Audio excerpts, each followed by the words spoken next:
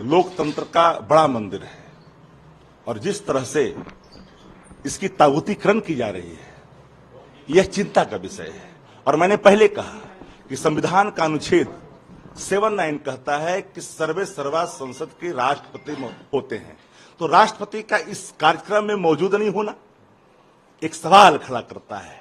आप संविधान का, परंपराओं का, दोनों को आपने दरकिनार किया, तिलांजलि दी, तो संवाद की जगह को आप राजनीति का एक अलग आप थोपना चाहेंगे। आपने इवेंट तैयार किया और आप आत्ममुक्ता की प्रकाष्ठाते हैं, आप महिमा मंडन करना चाहते हो, स्वयं को महिमा मंडित करना चाहते हैं। ये सवाल लाजमी है। ये देश की एक एक जनता की गाढ़ी कमाई का पैसा इसमें लगा हुआ है, उसका कोई पार्टी, कोई व्यक्ति अपने महिमा मंडन में इसकी पूरी कसीदे कढ़े तो ये स्वाभाविक तौर पर एक सवाल बनता है। और हमने कहा कि लोकतंत्र का मंदिर है, आप इसका ताबूतीकरण नहीं करिए, संवादहीनता पैदा मत करिए। इसलिए संवाद की जगह को उसको अक्षुण्ण रखिए, उसको कहीं से थोपने की जरूरत नहीं है। एक तरफ प्रधानमंत्री सर्वधर्म की पूजा करवा रहे हैं संसद के अंदर, आप लोग इसे क्या ताबूत मानते हैं जो संसद बना? मैं तो कहा कि ताबूतीकरण करने की प्रयास है, इस प्रयास पर मेरा सवाल है और इसी सवालों को लेकर के हमने प्रतीक चिन्ह लगाया है। देखिए, ट्वीट में जो लगाया गया है ताबूत, हम इसलिए लगाया है कि लोकतंत्र का ताबूतीकरण की जा रही है देश के अंदर में।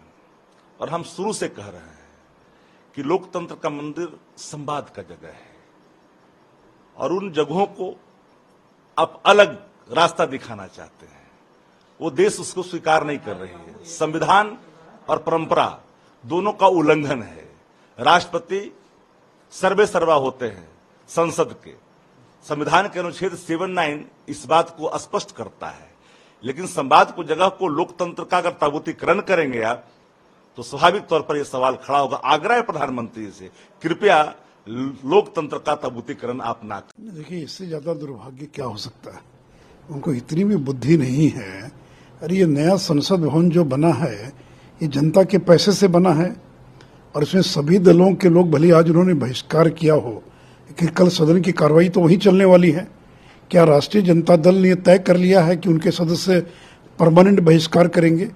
क्या वो लोकसभा की सदस्यता से इस्तीफा देंगे, राज्यसभा की सदस्यता से इस्तीफा देंगे?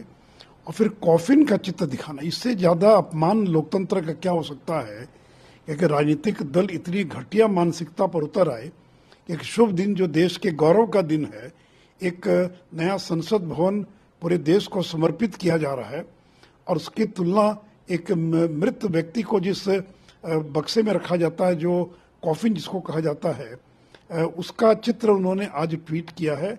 ऐसे लोगों पर तो देशद्रोह का मुकदमा दर्ज किया जाना चाहिए, जिनको इतनी भी समझ नहीं है कि देश की नई संसद और दूसरी ओर कॉफिन का चित्र, इससे ज्यादा अपमान लोकतंत्र का और कुछ नहीं हो सकता।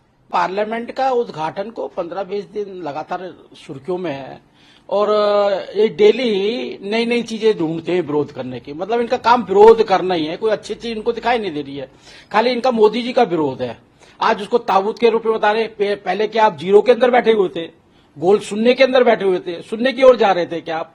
ऐसी बातें जो है, बुद्धिजीवी वर्ग, आप प्रतिनिधित्व करते हैं समाज का। मुझे लगता है समाज आपको इस भावनाओं से, नकारात्मक सोच आपके बीच में है, उसको देखता है।